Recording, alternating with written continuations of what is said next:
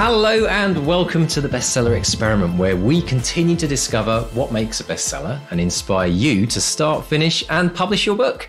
I'm Mark DeVoe. And I'm Mark Stay. And as always, a whopping great thank you to everyone who supports this podcast and keeps it on the road. And we have a new patron this week. We have Gloria Thomas, who I believe, Mr. D, is on the non-fiction strand in the Academy as well. Is that correct? Absolutely, yeah. One of our new non-fiction Academates. Absolutely fantastic. We had a great session yesterday with Kate, and Gloria was telling us a bit about what she's working on, which is really fascinating. Lots to share in future episodes.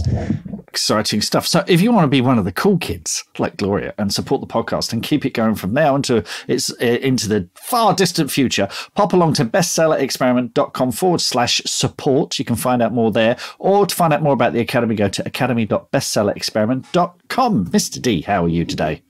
Oh, I'm doing all right. It's a busy old month. I mean, I walked into the studio. We'll be talking about this a bit later on, but I walked into the studio this morning to record this episode, and the heating hadn't come on. And I'll tell you what, in Canada, you don't want to be walking into a studio to start your working day in the chilliness of the Canadian winter. But we will be talking about winter writing. I think we could probably call it as a segment later on. So watch your space. And how are you, sir? Now, I think we should actually say, because there are some people that maybe don't listen to every single minute of every single podcast. What? I know there are. I know. Bring them before me now. Although I'm discovering there are many people out there who have listened to every single minute of every single podcast over the last 7 years, which still completely blows. It hurts my brain to even think about, to be honest. But for anyone who missed last week's episode, and for anyone who maybe didn't get to the end of last week's episode, we had a big announcement that Mr. Stay is going to be moving on from the podcast, and with all the busyness. So in case you didn't hear, that is actually happening. But Mark, we announced it on Monday this week, didn't we?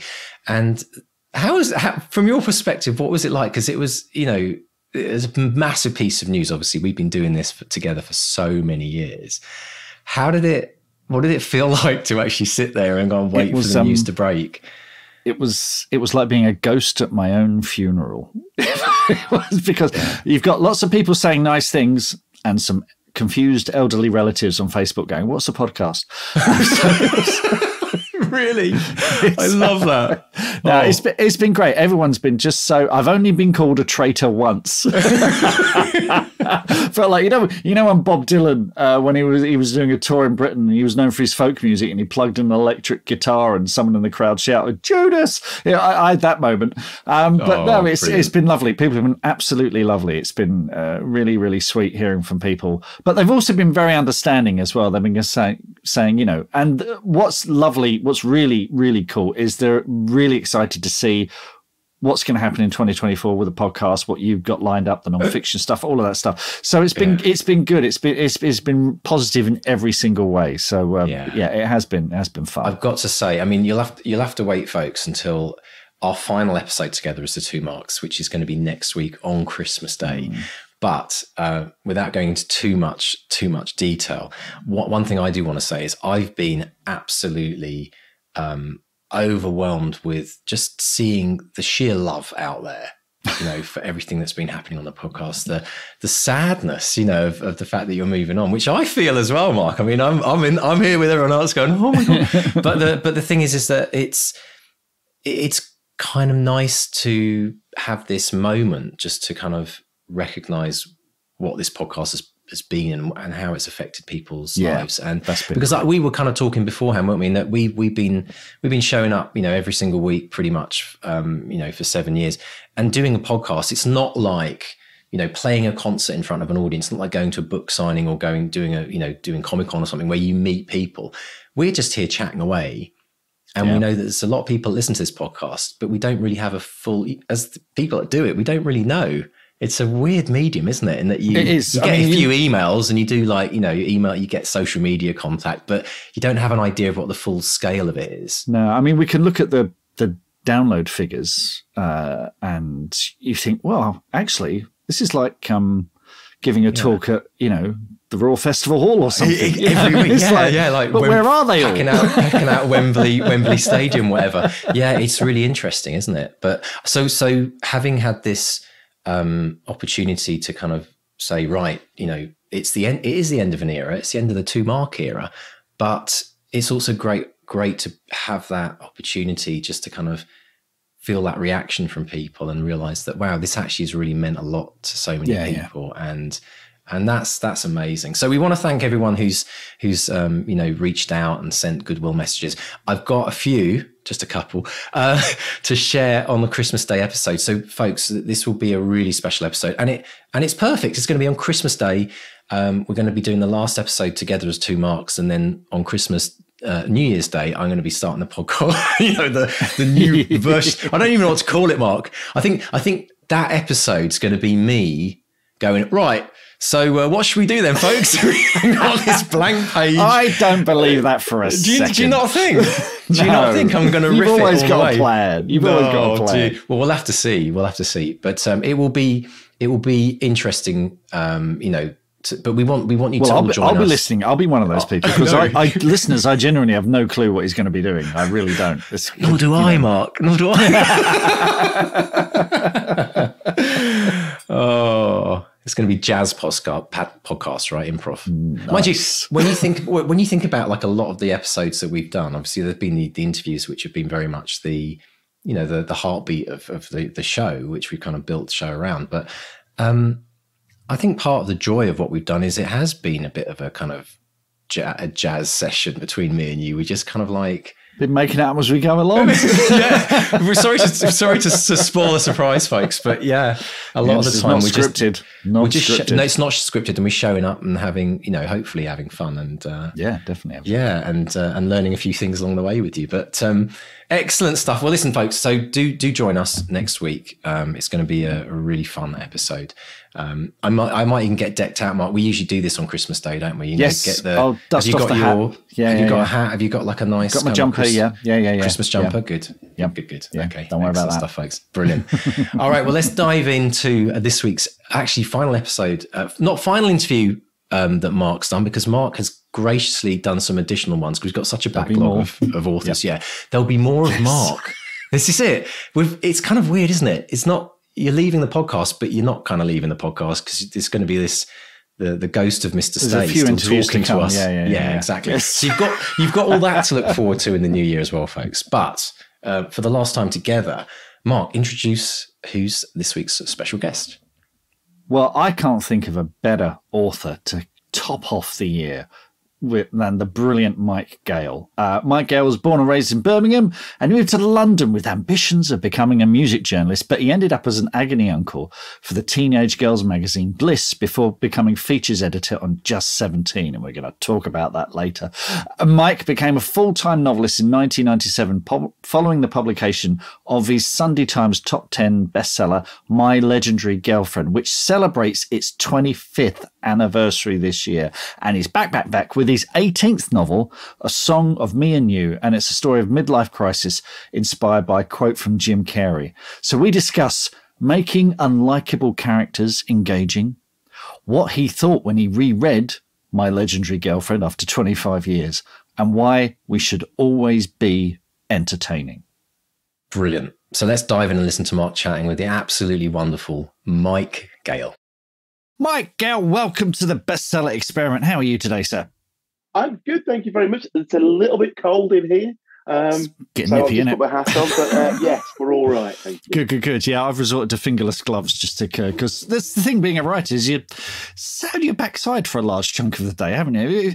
Have you got any tips for, I mean, apart from the hat, any tips for keeping warm in the winter months? Well, it can get quite difficult because my office is south facing, and so actually during the day when the sun's out, it's normally quite warm and it's great. But cold winter, it's really cloudy today.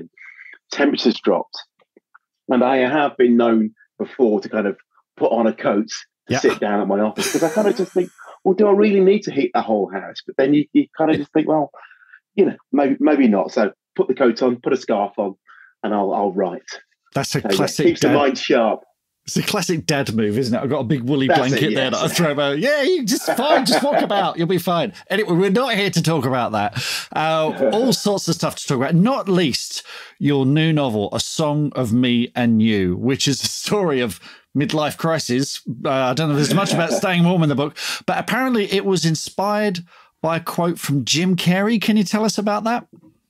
Yes, yeah. So I came across a quote on the internet. Who knows where you get these things from? And it alleges to be from Jim Carrey, but again, who knows whether he actually did say it. But it said something along the lines of, I think everybody should get rich and famous and do everything they ever dreamed of so that they can see that it's not the answer. And I had a real light bulb moment with this because I just thought, oh, this is really interesting. Here you've got somebody who is a celebrity, someone who is famous, who has been in Hollywood films and all the rest of it. And he's saying it's not the answer. And I think the thing is our culture has done a really good job in actually saying that these things, or suggesting to us mere mortals that it is the answer. Yeah. And so I just thought, oh, isn't this interesting? He's saying this as a celebrity. And I bet even if he said it to everybody, people wouldn't believe him. No. And I think, people would still think, yeah, you're saying that, but of course, fame and fortune is the answer. And so I kind of wanted to look at fame and fortune and celebrity through the lens of a Mike Gayle novel. But at the same time, a Mike Gayle novel wouldn't be a Mike Gayle novel unless it was kind of very much grounded in reality and very much grounded in the kind of the everyday. And so I look at the kind of celebrity angle through the lens of Ben, who is originally from Manchester and has gone on to become a world famous rock star. But I also wanted to kind of look at the ordinary, as I said. And so we get Helen, who is actually Ben's ex-girlfriend from when he was a mere mortal back when they were 18. And so Helen, in the interim, has gone on to become, she's a part-time teacher. She's got 2 kids. She's got a husband, or at least had one, until in her mid-40s, her husband leaves her. And so at the very beginning of the book, she is having a very, very bad day. So her husband having left her, and he's now living with his new partner, his new girlfriend, who is considerably younger than Helen herself. And so he is taking the kids on what should have been the family holiday.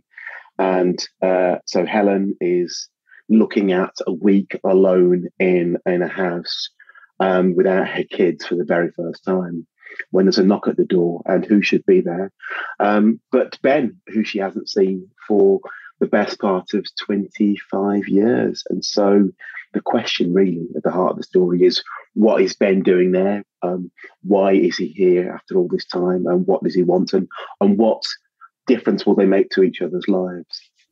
And Helen's very much our way into the story, isn't she? It's important to have that related, grounded character, because I guess the challenge is, when you're writing about the rich and famous, is it difficult to make them sympathetic characters? Because as much as we might aspire to be rich and famous, we kind of have the tall poppy syndrome over here as well, don't we? Exactly. Yes, very much so. Yeah.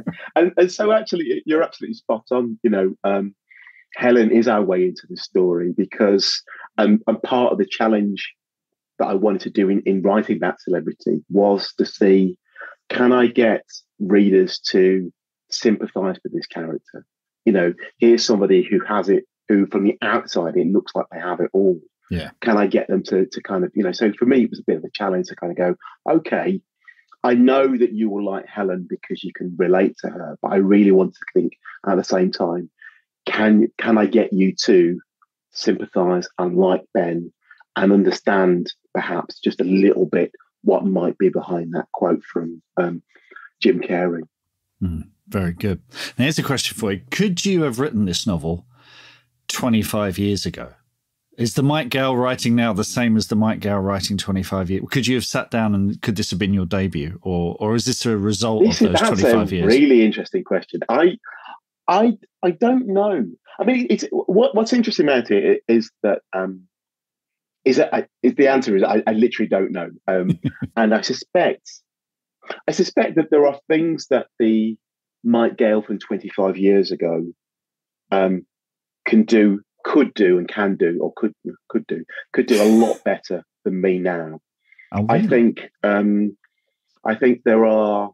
I mean, certainly when I wrote my debut, there was nobody waiting for it, and so it was a book written.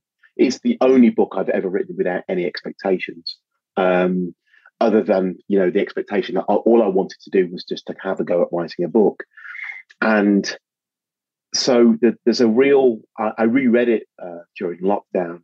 During lockdown, I did a series of Facebook lives, and I went back just to kind of keep people going, I suppose. And so once a week, I would take one of my bat list and go through it. And so I started off with My Legendary Girlfriend, so I reread it. And a couple of things I noticed about it, but one of the things I really noticed about it was just how well written it was. Yeah. And it really surprised me, because you kind of think to yourself, oh, am I going to kind of cringe when I read this? Am I going to think it's awful? But actually, it's really, really, really well written. And I was surprised by that, even though I say so myself. And I think part of that was, I think, the fact that I rewrote it many, many, many, many, many times in that process. It was very much the kind of forefront of mind. Each time I rewrote it and did a new draft, it just seemed to get better and better and better. And because this was the first time I'd written a book, I was just really noticing that, actually, that's really good. The other thing I noticed was that there was a real reliance on kind of humor. And again, that's something that kind of comes from just being a little bit afraid, I suppose, of how your writing is going to be received. So when you're not, and not to say this is all humorous writing, but for me, I kind of felt while reading it, this was me sort of saying, I am going to not only make you enjoy this book, but also really, I don't know. I'm trying to make you laugh all the time. Not all the time. I'm trying to make you. I'm just very conscious of the fact that I'm using humor a lot, and I'm really conscious of the fact that. But at the same time, he said, I'm kind of wandering there. At the same time, I was actually quite surprised by how it didn't kind of pander to your expectations. It was a book written very much on my own kind of terms. It felt, in rereading it, it kind of felt like, this is the book I want to write, and this is the way I want to write it, and let's see if the world likes it. Now, it could well have been that the world hated it and didn't like it at all, but it was very much me setting out my stall, and because of that, I loved everything about it, and I know that you should. I know that you should be a little bit embarrassed, but I just think, no, this is a really bold book written by somebody who I think really wanted to write a book, and really had something to say in their own particular way, I think. But could that 25-year-old, I suppose I was about 25, 26 when I wrote it, could that person then have written a song of Me and You? I don't think so. And that's partly because I don't think that that version of me had the life experience that I've got. And the things that I've got, I suppose the kind of things that have kind of come across the last 25 years. And so I think he would have, I think both versions of me, the younger me and the older me, would both enjoy both books and get something from them. But I think certainly with the Song of Me and You, there's it's a book written from a point of view of maturity, I suppose, and I suppose looking at those things that go on in midlife that perhaps I couldn't have done as a younger version of myself. So, yeah. Excellent stuff. That thing you were talking about, the humour, I sort of recognise that temptation to chuck a gag in, just to prop it up, just to shore it up, you know? Yeah. If I might doubt the quality of my writing, but I can tell you a cheeky gag kind of thing. This is it, yes, yeah. And it's, you know, to be fair, I don't overdo it, but I am just aware that I don't use gags in the same way that I used to.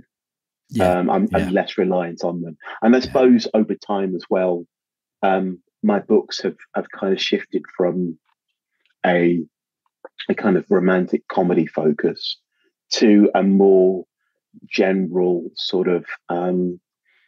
Trying to think how you might describe them. I suppose they're kind of, sometimes they're about relationships, but sometimes they're about families. Sometimes they're more kind of contemporary dramas, I suppose, with that can make you smile at the same time, but also make you think as well. So yeah. Absolutely. And do you feel like the novels have grown with you? Because I think Turning 30 you wrote when you were roughly turning 30. They've sort of grown with. Have your readers grown with you as well? Have they come along for the journey? It's been really wonderful, because I think, yes, there have been people who have been there since the very beginning, and that's been lovely to kind of see and kind of engage with, because their kids are of now reaching the kind of age or not far off the age when I was sort of started writing, and so some of them are even who would loved My Legendary Girlfriend are giving it to their kids and saying, read that, I think you might enjoy it. And it's this lovely window into what it was like back in the the ancient time called the 1990s. But at the same time, it's again, when I was reading it, you kind of realise just how much the world has changed in 25 years. And so My Legendary Girlfriend almost reads like a historical novel in a kind of sense. There's no internet. There's none of the characters have mobile phones. The main character is using a landline. It's something from a different period. But there's something quite lovely about that as well at the same time, because there's a universality there. I think that even though things have changed and we've got all sorts of, we're in different times, there is still unrequited love. There is still just not quite men not understanding women and women not understanding men. So there's a real truth to it that kind of lasts outside of time. What was the other part of the question? Have your readers grown with you? You've answered it. Oh yes, so that was it. Yes, yeah. Yeah. But the nice thing is that it feels like at every stage there's been a new influx of readers. So every now and again, especially in the kind of like the last 4 or 5 years, there's been a new influx of readers, and it's a real delight for that.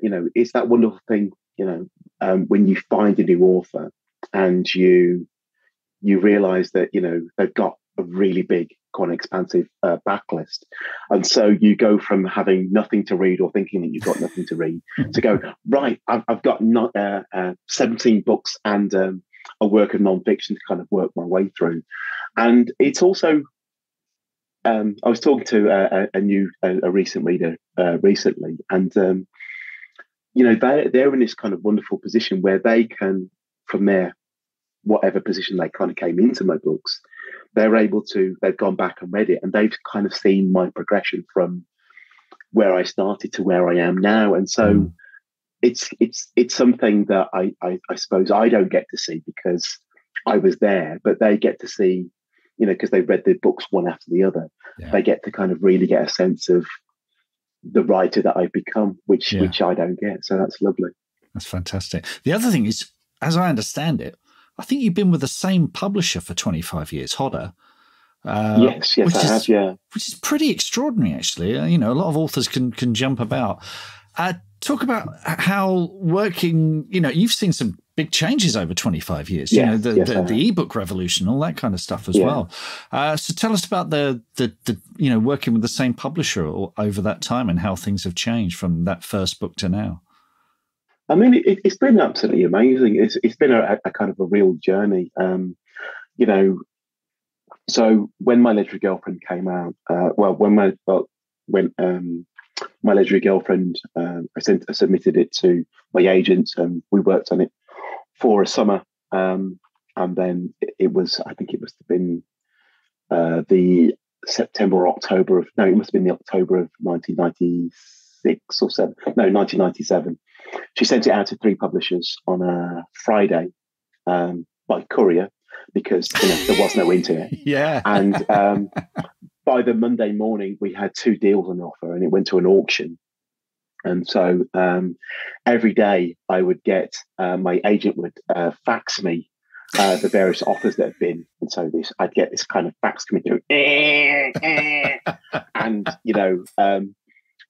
and it was just a very, very strange time. And it completely threw me, because it wasn't something I was expecting. I was completely blown away that this book that I thought was going to be quite niche was actually, people were thinking, oh, this is something to get excited about. And so, and I remember at the end of it, at the auction, it went to Hodder, and I remember coming down to London to kind of meet my publishers for the first time, and just thinking, wow, I've never been part of this world. How amazing, and it's all very lovely. And I remember my agent saying to me at the time, she said, "Oh, they're going to ask you what your next book's about. Have you got any ideas?" And I remember thinking to myself, next book. This is, I remember thinking, this is everything I have to say about everything. There is no more. And so to be still with the same publishers 25 years later is amazing. And what I like about them, and what I've liked about them from the very beginning, is they completely understood what it was that I was trying to do, and they completely supported me in that kind of endeavor. And so, I feel like I've kind of grown with them. They, I'll kind of share ideas with them, and we'll chat. And my kind of process has kind of, I've had different editors within that time. Right. I think I've probably had, let me just think, probably about 4 or 5 different editors. Right. But even then, my most recent editor I've had for about 7 or 8 years now. So that there is quite a lot of stability within that. Just because people move on, and it's just the way it is. But it feels like I found my kind of natural home, and they very kindly threw me a party this summer to kind of celebrate 25 years, and it was a really lovely moment. Just to kind of see. I suppose to kind of see something that you rarely see, which is an author getting to, when in a world where so many authors only get a 2-book deal to kind of prove themselves, and then it either works or it doesn't, and to kind of still be with the same publisher, and to have kind of grown and tried various different things along the way is a very rare thing, as you said. And I was really chuffed to be part of that. So yeah. Fantastic. Well, look, let's go back to where it all started, which, as I understand it, as a child, you read Just William, but then created your own version called Just Mike. Tell us about that. This is true. So I was a huge fan of libraries, and so I would turn up at my local library every single week, and I'd take out my 4 books, and I would read those 4 books during the week, and then I would be back there on Saturday morning and get some more. And the first time I genuinely thought, right, I want to be part of this world, was when I read the Just William books, and I fell in love. I just thought they were amazing. And even though, William was this kind of boy from the kind of, the 40s, 50s, and I was this kind of boy from Birmingham in the 1970s. I really connected with him. And I suppose it's that kind of, again, it's that kind of universality of just, of schoolboys and getting up to tricks and stuff like that. And so I very clearly remember thinking to myself, I'm going to write my own book. And I called it Just Michael. And I got my dad's typewriter out and I started typing. And I think I managed about 2 sentences before I gave up and started working on the cover. Because, I was only 8 at the time. So, yeah, that's pretty much where it all began. Brilliant. Speaking of libraries, I was in Birmingham last month and I got to go to the new Central Library for the first time. Yeah. It's amazing, isn't it? It is just stunning. Yeah. Oh, I absolutely loved it. It's wonderful. And I do think that libraries are vital to writing. If you're... I think it's really interesting because you talk to readers and I think readers get it into their heads that can get it into their heads that books are for only a certain type of people, or I only like this type of book, or I only like that type of book. And I feel like the thing that libraries do is they say, look, right, you can come here, get your tickets, right, and have a punt on anything. And so you haven't got to commit. You haven't, all you're doing is committing your time. You have a go. And because of that, because of the nature of libraries, I think it's wonderful that you can kind of go, right, I'll just have a punt. I've never read a sci-fi book, so I'll have a go on that. I've never read a detective novel, so I'll have a go on that. And so it takes, I really think that the real secret to kind of creating readers is to say, look, you don't have to love everything. Just have a go, see see what's out there, because I guarantee you there is something out there for you. And so, yeah, libraries like the Central Library are vital, I think, to creating not only new readers and the next generation of readers, but also the next generation of writers also. Fantastic. Good stuff. Talking about being a writer, you came out of Salford University and you became agony uncle for the girls' magazine Bliss. You did the Dear Mike column. Now, being the father of a girl, teenage girls, that's a tough audience, man. What did you take away from that?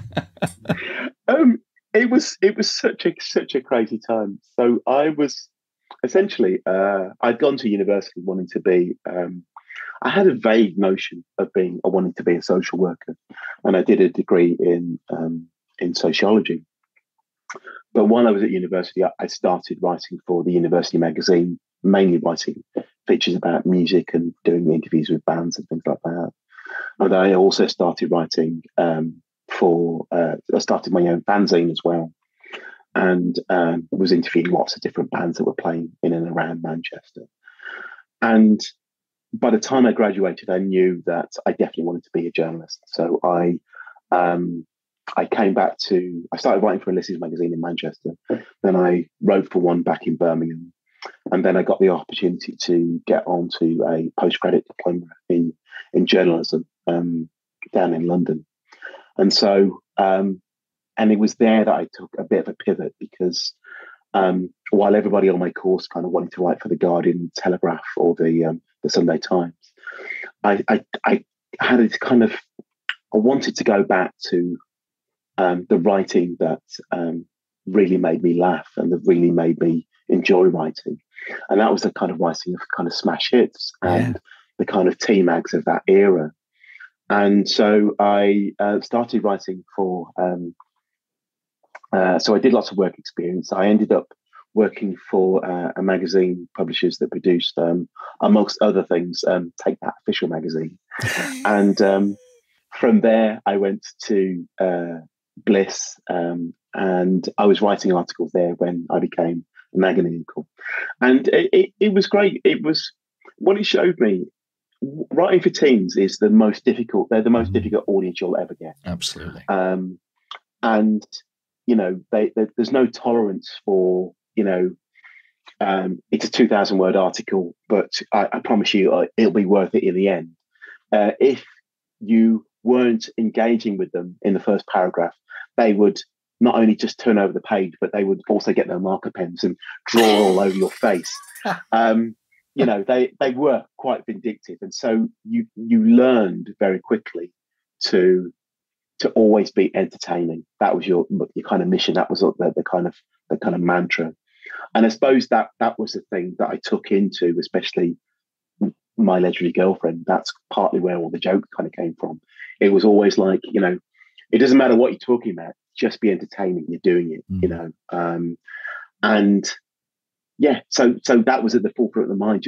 And I suppose when agents, or certainly when my agent was looking at it, that was the thing that kind of spoke to her, was the fact that this is somebody who'd got a unique voice and was somebody who was,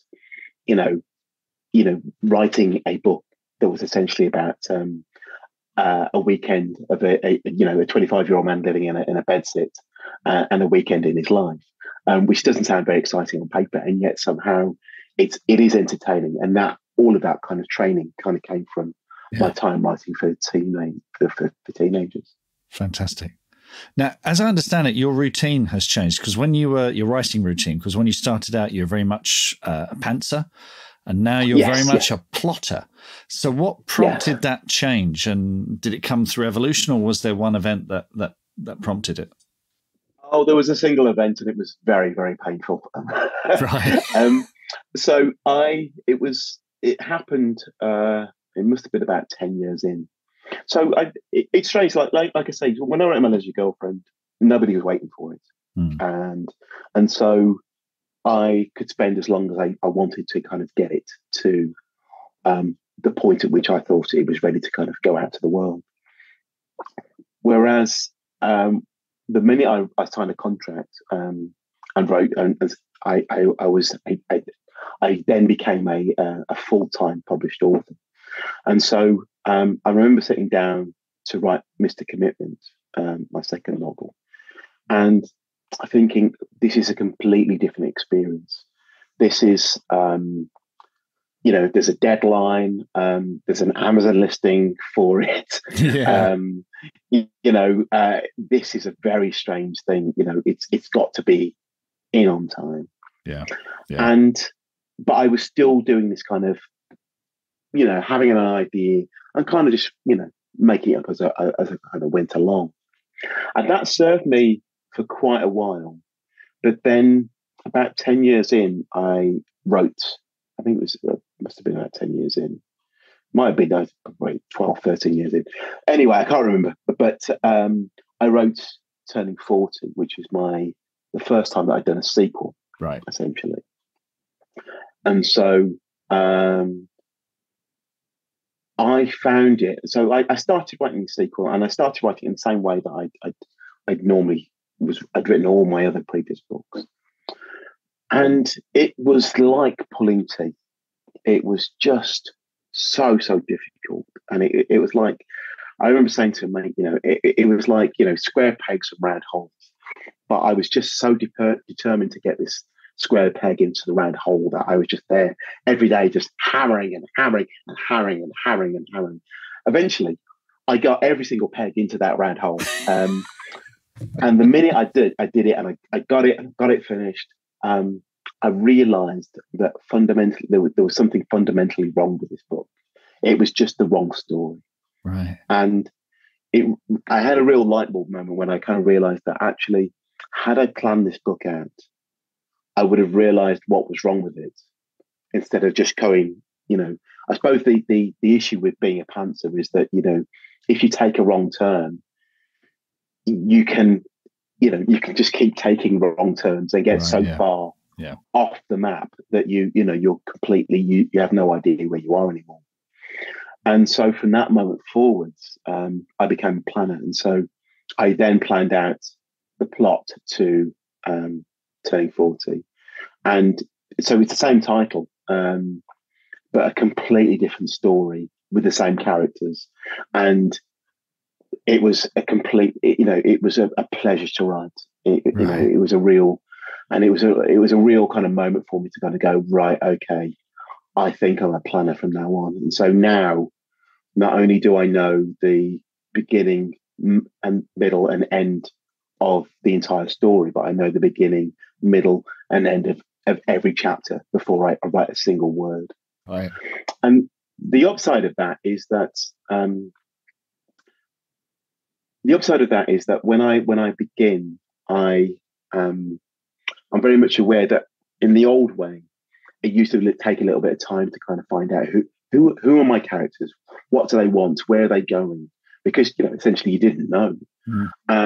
But now, because I've planned and I know what kind of things they're going to encounter, and I suppose planning means that I know who the characters are before I've written anything, and so it's much easier to kind of get started and kind of know, have a better idea of who your characters are before you've even started typing. And when you're outlining like that, how are you doing that? Yeah. Is that on cards, or are you using some software, or just chucking it into Word? I am just millions and millions of pieces of paper.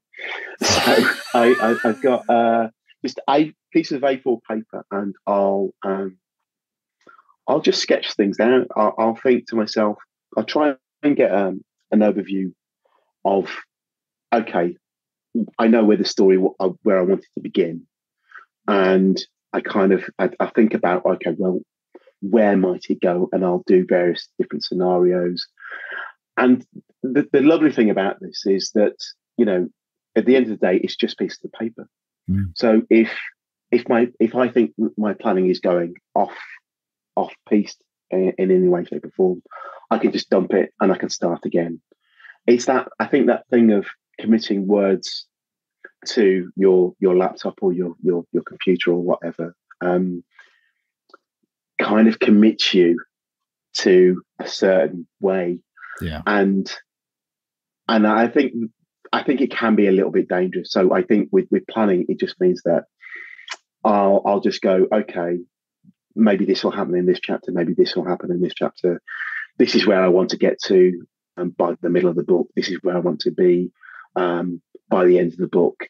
And I'm just trying various different scenarios on sheets of paper and drawing things out. And it's literally just like, it might be they start in this situation, the character starts in this situation at the beginning of the chapter, and by the end of the chapter, I want them to be in this situation. Yeah. And we're just kind of linking those up. But like I say, it's just pieces of paper, and it's really freeing because it means that you allow yourself to kind of think out of the box a little bit. Because like I say, at the very worst, if I don't like what I've done during a day's work, it's just a couple of hours. Yeah. Whereas, like I say, when it's words on paper, my brain is so much committed.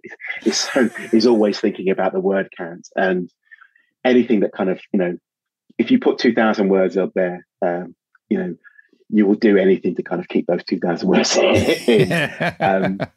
And so, but when it comes down to pieces of paper, it's just like, it's just a piece of paper. I can fix that, or I can tweak that. And the other thing is, the other thing that I really like about planning is it means that you can see the shape of your novel, and you can see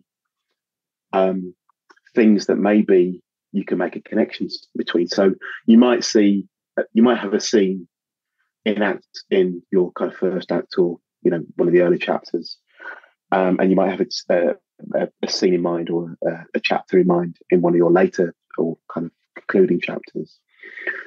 But because you can actually see them, you can kind of think to yourself, oh, I can make a connection between that and that, because they're two very similar sorts of thing. They're kind of linked thematically, or they're two very similar situations.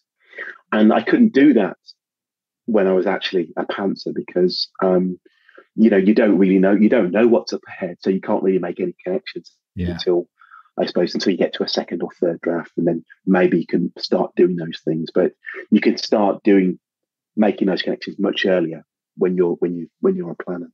Yeah, that's fascinating. The little scraps of paper that just feels impermanent, but once it's on the screen, there's a permanence to it. That's the kind of very much so. I get that. Yeah. I get that. We're having a bit of a non-fiction kick on the podcast at the moment, and I want to talk briefly about the to-do list, which I think was 2009, and the shout line for that is one man, two birthdays, and a 52-week attempt to tackle a 1,277 item to-do list. This was on your 36th birthday, I think. So that's right, tell us about that and where that came from, and if you'd do that kind of thing again. It came from two places, I suppose. It came from a desire. I think I'd reached a point where I really wanted a challenge, and I'd never written a non-fiction book, and I was really, really intrigued by the idea of accessing this kind of different part of my brain and doing that kind of writing. But at the same time, I wanted it to kind of feel like a Mike Gayle novel, and so I'm the main character, but I'm also your kind of everyman working his way through this kind of mammoth list. And the reason I chose it was just because I'm very much a to-do list person. Every Monday morning I will write a brand new to-do list, and I will take my old list and I will take the things that I haven't ticked off it, put it onto my new list, and then add all the other things. And it struck me one day that I was supposed to be. I felt like I should have been an adult, and I've got some new next door neighbours who seem to be very good at adulting. And I just thought to myself, look, right, maybe the secret of adulting is just getting things done, and just rather than just thinking about them. And so I thought, well, what if I just wrote down every last single thing that was on my to-do list, all of them. And then systematically just try to work my way through them. Maybe this would be the answer to being a proper adult. And so that's what I did. I spent a year working on it. I spent a year working through this list. And it was a really lovely experience. In part, it was lovely because I was working through this list and making an actual difference to my life in the real world. But it was also lovely to be doing a different sort of writing, and to also be kind of throwing in a little bit of my my own life in there, so that so part of one of the things that kind of happens during the story, which is actually true. One of my I discover that during the process of doing my to-do list that somebody has a film company has released a film that has ripped off one of my books. And I can't really say too much about it. It sounds like I'm being vague, but it's not a UK or a US company. But it was a very, very strange kind of experience, and so I'm trying to deal with that while I'm also kind of trying to do this insane to-do list. So it was really good fun, and it was I think I think one of the things you have to do as a writer is to constantly be challenging yourself to kind of keep yourself interested, and I was talking to someone recently about that, because on the one hand you're tempted to kind of go, let's just get the job done, and that's your kind of like your work a day, look, get it done and do it to the best of your ability. And then there's part of you, I suppose, the kind of more creative side of you kind of just go, look, I know I can do this, but can I do this? And so you're always looking just like a little slight challenge, and some of that kind of came to a head with my going back a couple of books. So All the Lonely People, which came out probably about 3 or 4 years ago now. When I wrote that, so normally what I do is I'll do an outline before I as well as doing once I've done my mapping out of things, I will then do an outline for the entire novel, essentially like an extended synopsis, but I'll break it down chapter by chapter, and then I'll send that to my editor and agents, and that gives them an opportunity to kind of see the story that I'm working on, but they can also kind of pitch in if they've got any kind of thoughts or observations. And so I did this process, and I sent it to them, and they both wrote back straight away, and they said, "Oh, absolutely love it. This is amazing. This is going to make an amazing book." But they both agreed that the book, so in the outline that I sent, there were some sort of flashbacks that were of that essentially meant I was going to have to be setting parts of the book in the kind of early 50s and and then later in the 60s and the 70s. And I kind of knew at the time that I was coming up with this outline, I knew that this was out of my comfort zone. And so what I did very sneakily is I tried to minimize those kind of flashbacks to the absolute minimum I thought I could get away with. Right. And as soon as I sent this into my editor and agent, they both came back to me and said, "We love this book. And you know what? We really love these historical bits. It needs more of them." And it was just like one of those moments where you go, "Oh, I know you're absolutely right. And I knew it when I did it, but because I was a bit scared." This was the book that's sort of based on your parents' experience, isn't it? That's right. Yes. Yeah. So was there some fear of sort of digging deeper into that? No, I think it was just because everything that I'd written up until that moment, had been contemporary. Yeah. I'd never written anything kind of, so this was going to require research. This was going to require, I suppose, a different set of skills, I assumed. And so they were absolutely right. Okay, so I rewrote it and put in what I knew to be the kind of, I was alternating with kind of flashbacks and between the kind of front story and this backstory that kind of, and the two meet up. And what happened when I actually started to write it, I made a decision that I was only going to, I've always written linear, in a linear fashion. I don't jump about. And I was really tempted to kind of think, okay, how about you do the front story first, and then we'll do the more difficult historical story later, and then hope that the two kind of marry up. And I thought to myself, no, that's another kind of form of, that's you messing about again. No, we're going to go, right, one chapter is going to be front story, the next chapter is going to be historical. So I had to get in there very quickly. And what I really learned from that experience was that I loved doing historical stuff.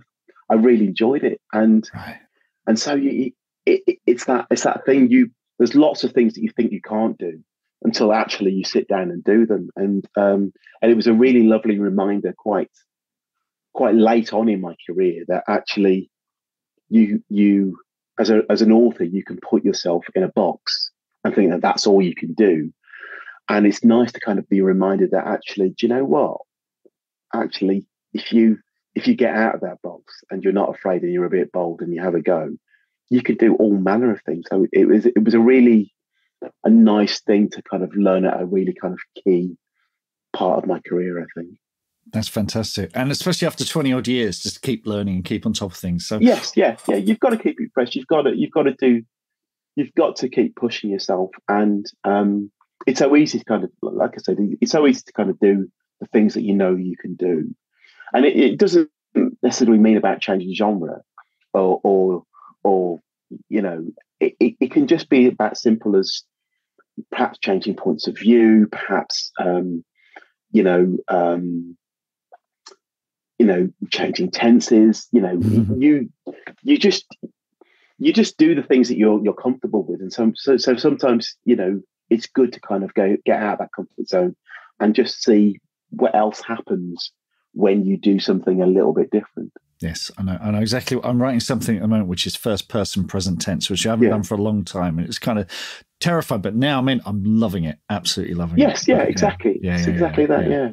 So what's the next big challenge? What's coming up in the next 25 years, Mike? What can we look forward to?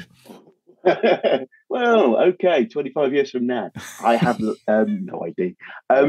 So at the minute, I'm working on a new book. That will hopefully be ready and out summer 2024. Very close to the end of it. I can't really tell you what it's about, only because I think I've learned the hard way that if I tell you the idea for this book and your response is anything less than, Mike, that's amazing. Yeah. This is going to change literature forever. I am going to be hugely, hugely disappointed, and so it's probably easy for all of us and your listeners to for me to just go, yes, there is a new book. I am working on one, and hopefully you'll love it. Yeah, yes, fantastic, brilliant. Well, Mike, thank you so much for speaking to us today. It's inspiring stuff, and really looking forward to the new book, which is going to change literature and humanity and steer us all into a brighter future. But until then, folks, we got A Song of Me and You and a whole bunch of other books. So, Mike, thanks so much for speaking to us. Hope to speak to you again soon. Thank you. What are your writing dreams? Finishing that book, quitting the day job, becoming a best-selling author? Well, over 4 years, we've studied the advice of over 300 best-selling authors who've collectively sold over 500 million books. And we are excited to announce the Bestseller Academy. If you're ready to take your writing to the next level with accountability, craft, and coaching, your bestseller dreams are now only a click away. To find out more and apply, visit bestsellerexperiment.com/academy. That's bestsellerexperiment.com/academy. Oh, what a lovely guy. I do like a lovely guest. We do get lots and lots of them. And Mike is just really, really amazing. One thing that fascinated me, though, that I, again, don't think I've heard ever on this podcast before. He read his early work and was surprised at how good it was. How often do you hear that? Yeah. Well, this is very much on my mind at the moment because next year marks 10 years of Robot Overlords and the novel coming out at least. And well, actually, no, the film, hang on, I always get this wrong. The film came out at the end of 2014 at the London Film Festival. So actually, anyway, sometime in the next year, Robot Overlords will be 10 years old. So I'm thinking of looking back at that and having a look at it, and I'm wondering what I'm going to read, because that was my debut. And it's I've got plays and stuff that I daren't look at because I know they're going to be terrible, but in some ways, though, if you did, because the thing is, I think there's a benefit to that in some ways, because if you do look back, in theory, which Mike obviously is a reversal, but in theory, you should be able to go, wow, look how much my writing's improved, and it can be quite inspiring. It's like looking back at an old journal from 10 years ago and saying, oh, wow, I was thinking that was my biggest issue when I was that age, and now that I'm not even bothered about that stuff anymore. But the thing I love about Mike's attitude is, I think he went and he looked at his book and he was looking for all the things he loved about it. And I think what most of us do as writers is we look back at our old work and we pick out all the things that we think cringe at and go, oh, instead, because there is always going to be good stuff. But if we overwhelmingly look at the stuff that kind of holds us, like makes us think, oh, I was really bad back then it kind of in some ways muddies the whole book. Yeah, it's kind of an unhealthy default that we have, isn't it? That because we've trained ourselves to editorialize, to look at writing over what's wrong with this, how can I fix it? Even when you're confronted with a book that has been edited and copy edited and proofread and in Mike's case, a smash hit debut, there's a part of us thinking, well, this isn't right, I've got to make it better, I've got to improve it somehow. So I think, it's something I'm very conscious of if I give feedback to anyone if I edit something. When we have the surgeries and the one power punch-ups and stuff like that in the craft coaching on the academy, I'm always going to look for the good stuff so I can give people something to steer towards. Because it's one thing to say, well, that doesn't work, that doesn't work, that doesn't work. You also got to say, but this is good. Do more of this. I'd like to see more of this, please. It gives them something to cling on to in amongst all. And that's not just the kind of the praise sandwich, That's not just me being nice. You've got to find the good stuff, because those will be your strengths. Those will be the things that. And what's interesting with Mike is, his writing has evolved. He's someone who's constantly challenging himself. Something we're going to talk about more in the extended version. But he's not the guy. I said to him, "Could you have written, his new book 25 years ago?"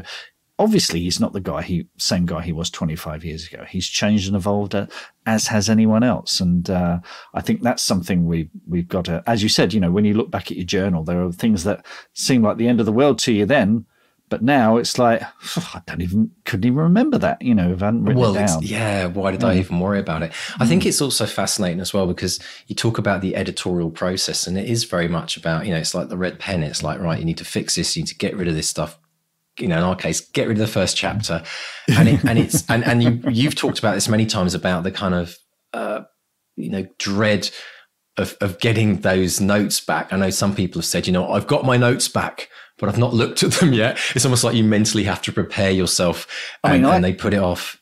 I love them. I love getting notes because, as far as I'm concerned, notes it's an opportunity to make it better. And my notes now, I come from trusted beta readers and professional editors. So I know what I'm going to get is the good stuff as well. I think it gets easier, doesn't it, in some ways? Because I don't know about that. Easier in the sense that, like, you built the calluses up, and you've also established a working relationship with, editors. But also, interestingly, you say beta readers as well, because I think, a lot of people don't even close to getting a beta reader. Getting your first beta readers is usually a bit of a learning curve, which is why I've got a whole course about beta readers on the Academy, about how to actually set them up, like tell them what feedback you're looking for. But you've learned that relationship with them over time. So it's an easier process in some ways. It's still difficult to kind of like deal with, changes. I mean, you want to talk about evolving as a writer. When we started the podcast, the whole idea of a beta reader to me was like, ugh. It was completely new, wasn't it? Just give it to some random Yahoo. What do you expect? No, I'm going to give it to a professional editor. But actually, it's such a part of my process now. It's completely essential. And I like being a beta reader because there's like, I've got two, and we, you show me yours, I'll show you mine kind of thing. You have this mutual thing going on.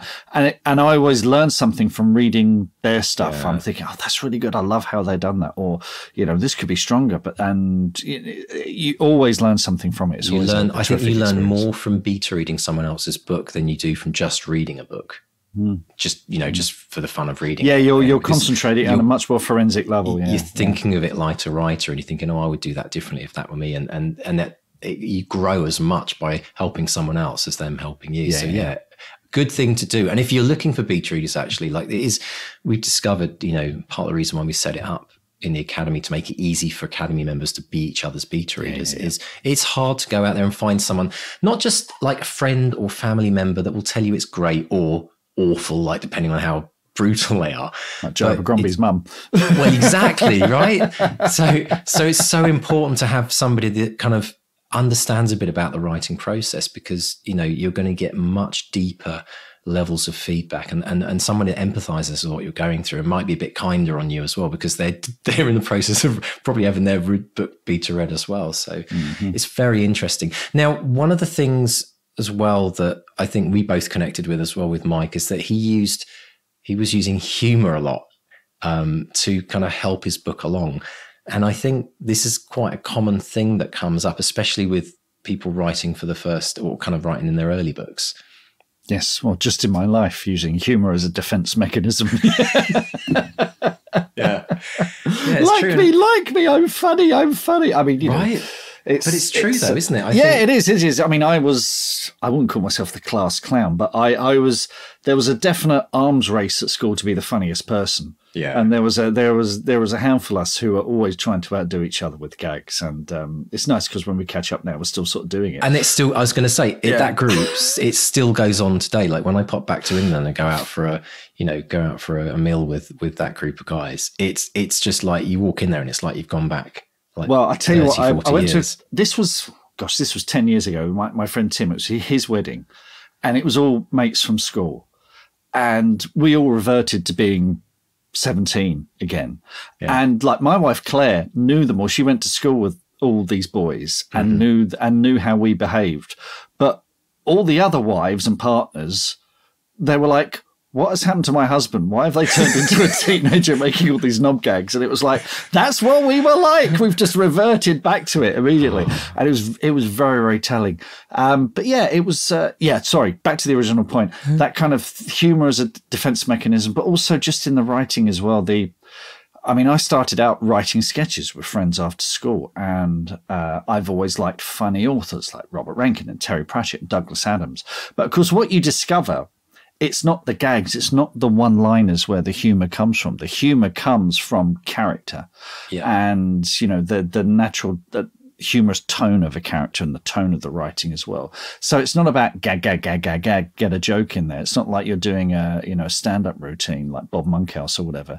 It's about character and finding the humor in the character, and that is always the most satisfying stuff. And whatever book you're writing, I think, even if it's the most traumatic literary fiction, you've got to have a few laughs in there. It's just human nature. Totally. I mean, I think of, Linwood Barclay's novels often start off with someone getting it. Yeah. And yet I always find his writing, he just has a funny way of like writing, and it makes you kind of like smile inwardly when you read something and think, oh, that's amusing. And it doesn't have to be like a setup and a gag. I mean, in Back to Reality, you could read that and some people might say, oh, it's a humorous novel, like it's a comedy novel, but we didn't intend it to be like, we didn't say, oh, we want to write something that's going to make people laugh out loud. But a lot of the reviews, people say, oh, I was sitting on a train and I was really embarrassed because I started laughing and I couldn't stop. But it wasn't gags that we did. It was just situational humor in many ways, putting the character in funny situations. It's also tone and voice. I mean, you and I, similar age, similar background, similar sense of humor. That tone and voice is always going to come through. And I think the same with Linwood. Linwood, we've had him on the show a couple of times. Just a very funny guy, great raconteur, tells just a great natural storyteller.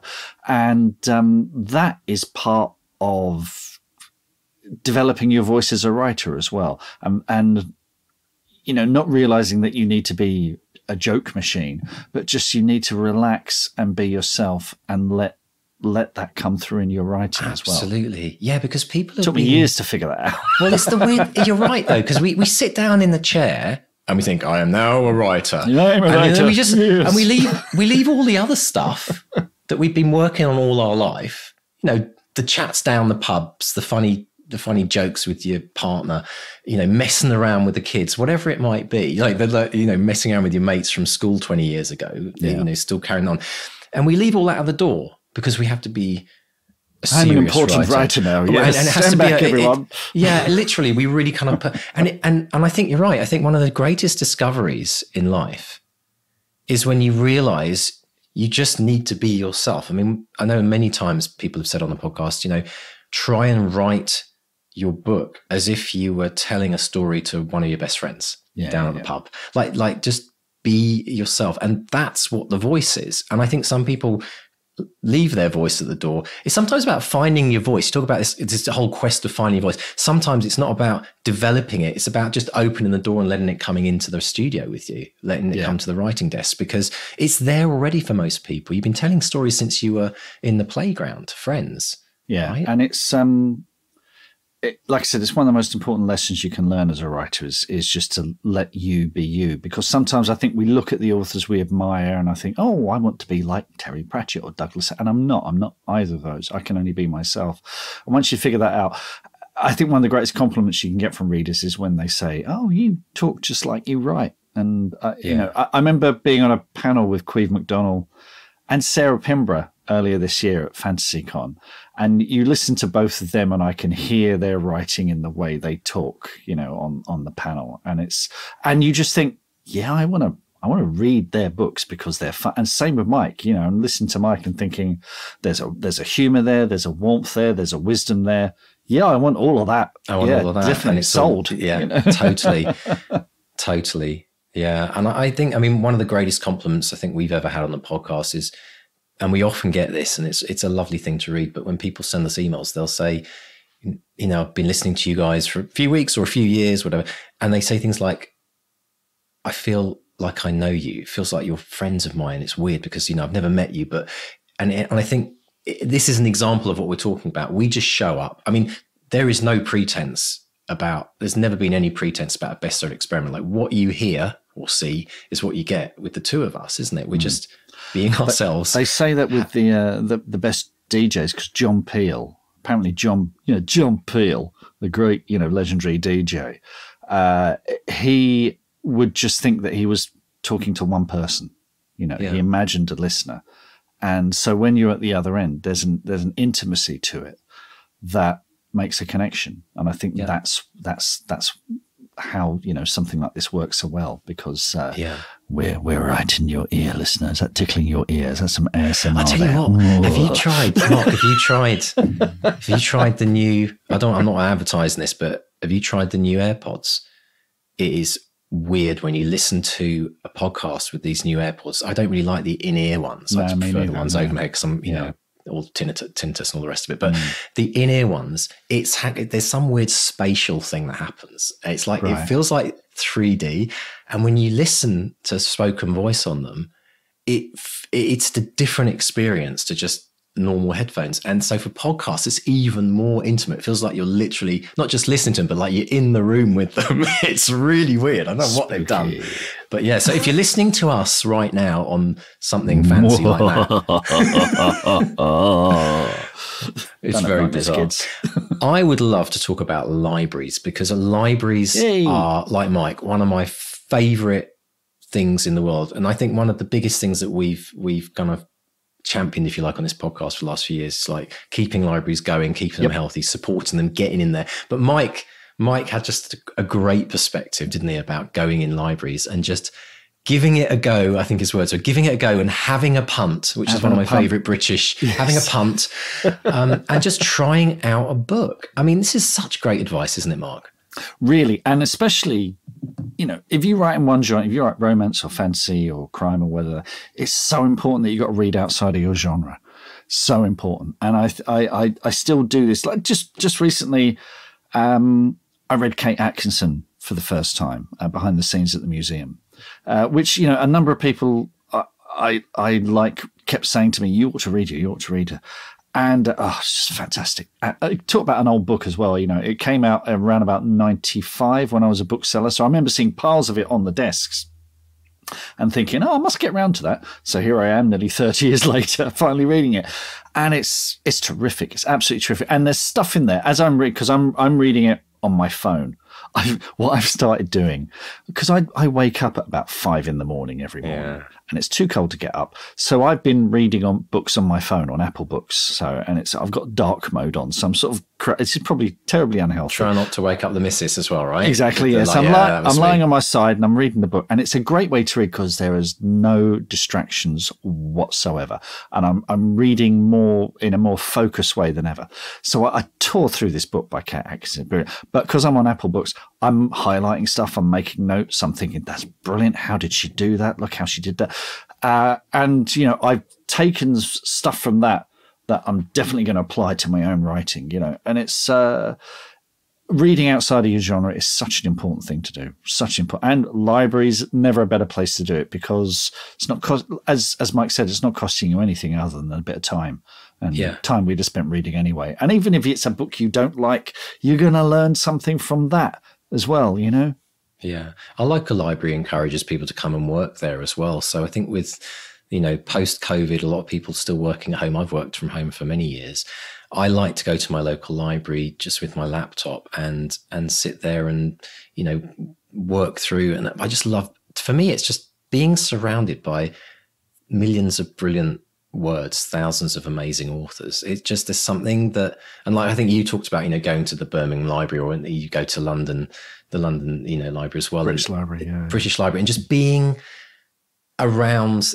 It's like when I used to walk through the back streets of Cambridge, Mark, when I used to live in Cambridge in England. It's like, that you're following in the footsteps of all these amazing people that have done amazing things in the world. And I think the same as a writer, when you're surrounded by I love bookshops as well. I can spend hours in bookshops, but being in a library and just being immersed in that space is a really amazing thing to do. And they become such an important hub of the community as well. I've done a whole bunch I did one at Ashford Library, Guildford Library, and Hawley Library recently. And what you also discover is they play such an important role. Like Hawley Library is quite near to Gatwick, so they get lots of immigrants nearby, and people come in, they'll have computers and they can print stuff out. There's a photocopier. Like if you go to the toilet, they're offering free sanitary products. Because it's cost of living crisis and everything. So it does stuff. It's not just about the books, it's about the community. And how many times have we spoken about how important community is? So it's they're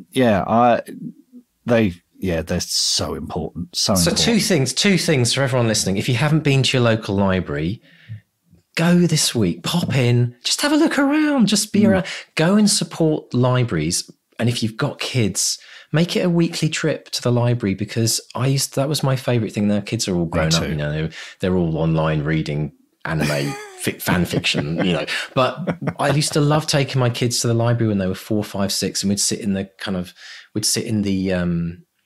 children's section. In fact, I did take my daughter the other day, and the most beautiful thing happened, Mark. It was so amazing. I was looking at, I can't remember where I was somewhere lost in the library. My daughter came running up to me. She said, look over there. And I looked up, and there was a queue of people. That's a line for folks outside the UK. A line of people lining up at the machine to take their books out. And there was a mum and her little daughter, and tucked under the daughter's arm was Jen, or my daughter's mum's book.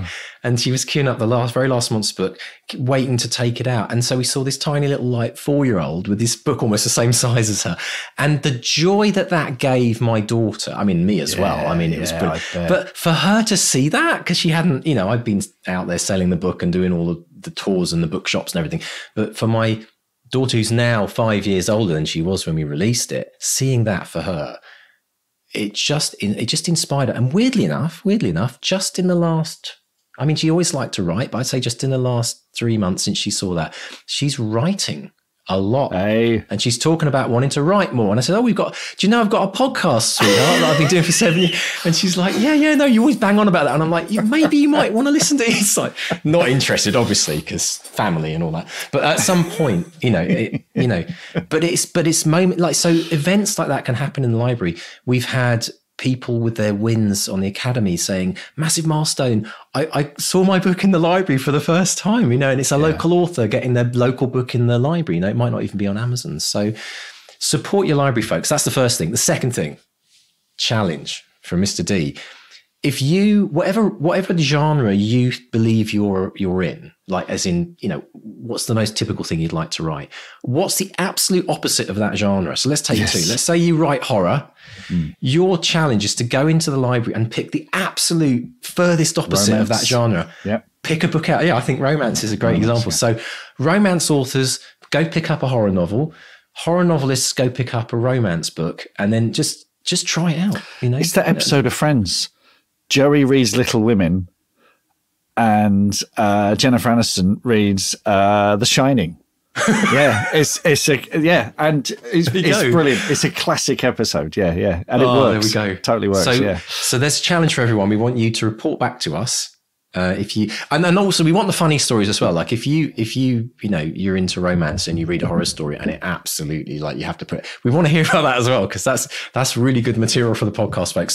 So drop us a note, go to the contact form on the bestsellerexperiment.com and tell us your experience, or even what you're about to try. We'll give you a name, a shout out as well. Now, I had to laugh when I heard the word bliss come up. Bliss. How do you describe, Mark, for all of our non-70s, 80s, 1980s listeners not from the UK, how do you describe the era that was Bliss magazine, Smash Hits, and Just 17 and Smash Hits. Jackie. Well, Smash Hits was for just pop fans, whatever your gender. But like a teenage mag though, teen right? mag, For younger kids. Yeah, yeah. I mean, just 17 was read by 14-year-olds, obviously, and what was great was girls at school would read it. And if you were lucky as a boy, you'd get to peek inside the mind of a girl. And it was like, wow. And it was, I mean, it was such an important part of growing up in the 80s and 90s, reading these mags, because they spoke about subjects with an honesty that perhaps you might not be able to talk to your parents about or teachers about. They were like, it's kind of the podcast thing. They were like a friend. They were someone you could trust and take their advice seriously. They were brilliant. They were brilliant. They always had. Do you remember, Mark? They always used to have a centerfold, like Simon Le Bon from Duran Duran, or Morton Harkett, whatever his name was, from Aha. Yeah. And it would be like you'd have to get the staple. Do you remember? You'd get the staples and you'd open the staples up, and then you'd remove it, and then you'd put it on your wall. Not that I did that with obviously posters of like male 80s icons from my sister's magazines. I would have posters from the concerts I went to, the massive ones. You remember those ones that you could buy at the dodgy ones that were sold on the edge of the streets as you came into Wembley Stadium? Yes, or I would go to Carnaby Street, because there were lots of poster places there. I had a massive, Pink Floyd's Animals with Battersea Power Station on it. I had one that took up an entire wall. So it was like I was floating above Battersea Power Station. I mean, most of mine were even movie posters or Pink Floyd posters. Anyway, how did we get onto that? Just 17. Just 17, yeah. but it was an era. Now, he was an agony uncle as well. I mean, what an incredible start to his writing career. He talks about, his friends wanting to write for The Guardian and The Times. And he went to like Bliss, which is just, I mean, I think such a great grounding to learn about writing. As he said, the most important thing he did, he was writing for teenagers. And he said, you have to engage with them in the first paragraph. There's no nonsense. Always be entertaining. And that is such an important lesson to learn as a writer. Yeah. You can't waffle about. You can't be self-indulgent. You've got to go straight to what they need and give it to them in spades. Now, this will make you laugh, Mark. He mentioned Salford University, and he was part of before he went to Bliss and started his big career in teen magazines. He wrote for the university magazine, and he said that he interviewed music bands. And I used to work as the music editor at Swansea University. Oh, right. And I used to get sent all of these CDs each week. They used to arrive in a place. And my flatmates at the student house were like, where are you getting all this free music? I'm like, I'm on one of the mailing lists of EMI and Universal. It was great. Brilliant. But the weirdest thing happened once. So we got so many CDs, and then some of the PR, as we found with the podcast as well, some of the PR of the record labels would start reaching out saying, do you want to interview this band? There's this new band coming up, this unknown band, they're playing in some, Aberystwyth University or something to 10 people. And so I had to build a team of journalists, like students who wanted to be music reviewers and interviewers. And like every Monday afternoon, 4:00, I'd walk in with this pile of CDs, all the stuff I didn't want. And then I would say, right, got this one. Who wants it? This is like, and it would just be random stuff, like some stuff that never even made it past that one single. But there was this one band that I got this single from. Never heard of them. And I said, right, who wants this?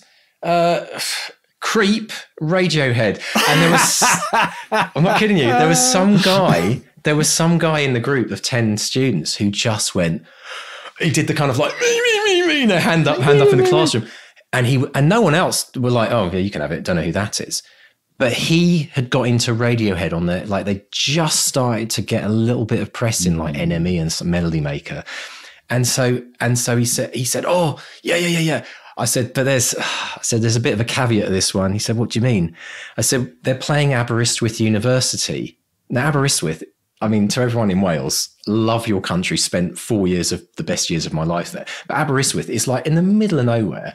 It's I went there I went because I went to, when I looked after Ottokars, I went to meet the Aberystwyth, the Welsh book buying team up in Aber. Yeah. And it is a long journey. It's a long journey. It's lovely. Through the valleys lovely and when you sheep. get there. Yeah.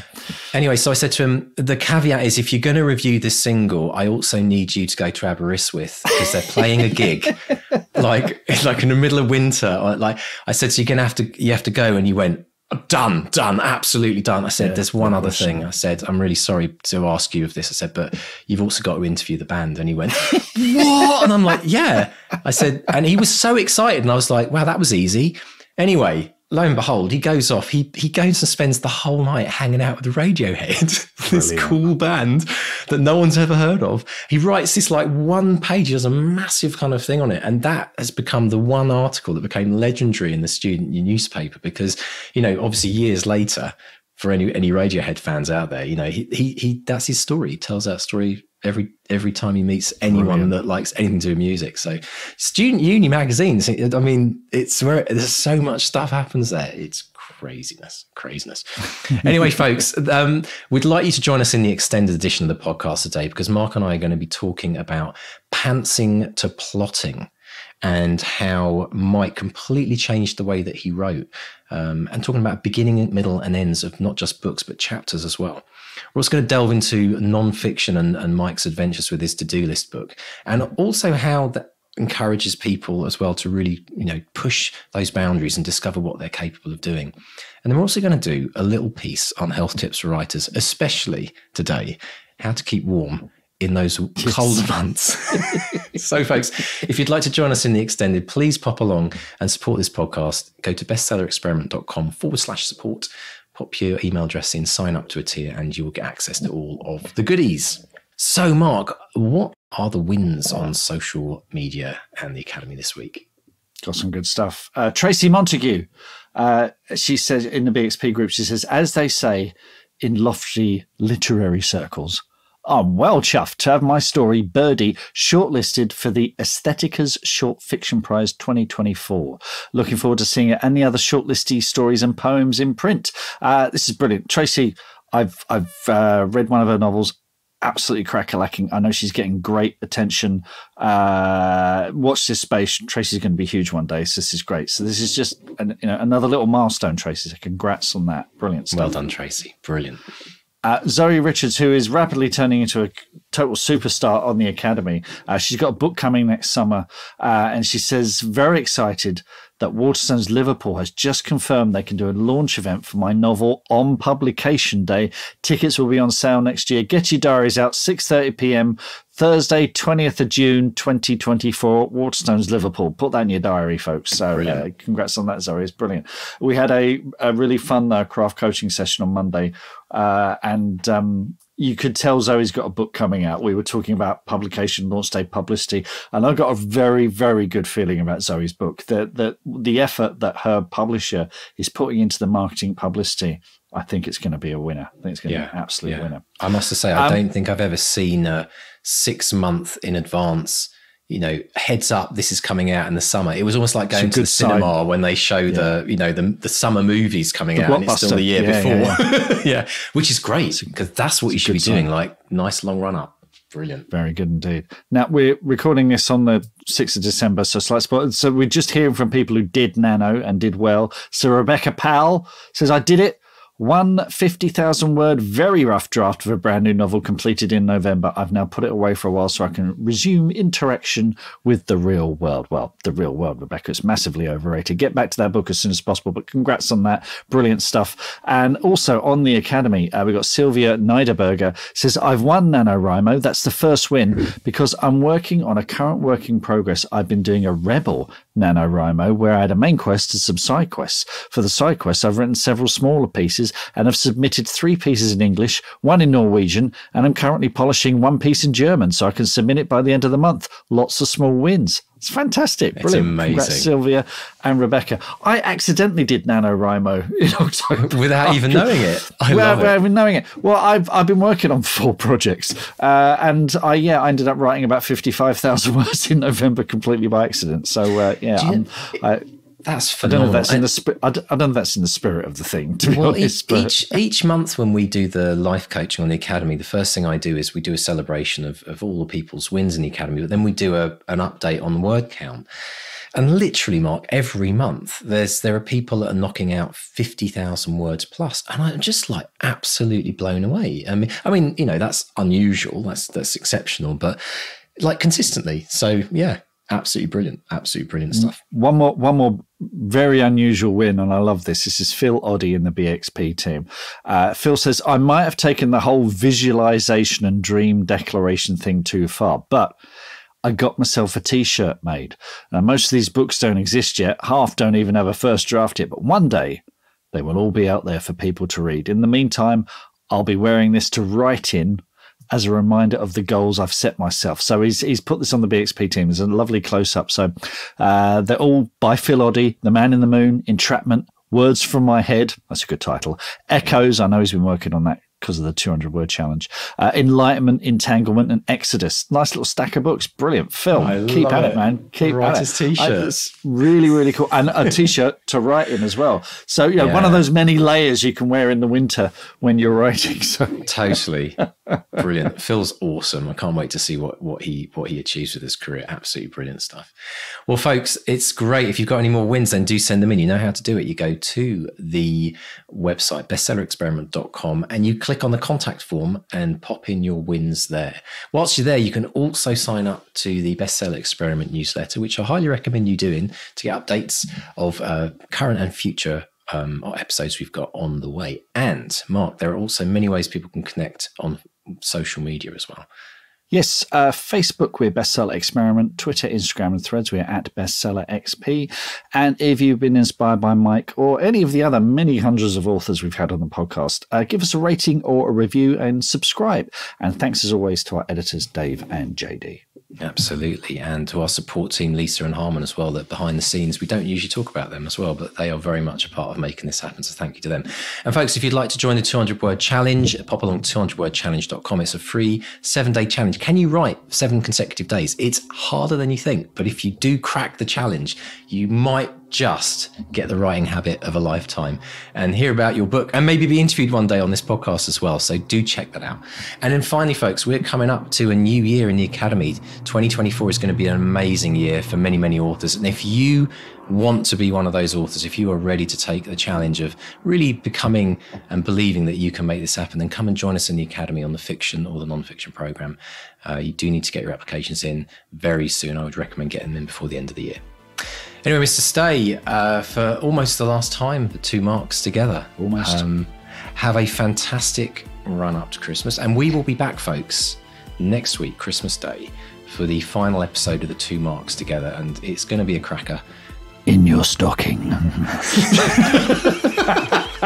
That'll get me cancelled. Only the horror scriptwriter. I love it. Oh, brilliant stuff. Well, listen, folks, it's a very, very goodbye from Mark 1. And goodbye from Mark 2. Goodbye. Goodbye.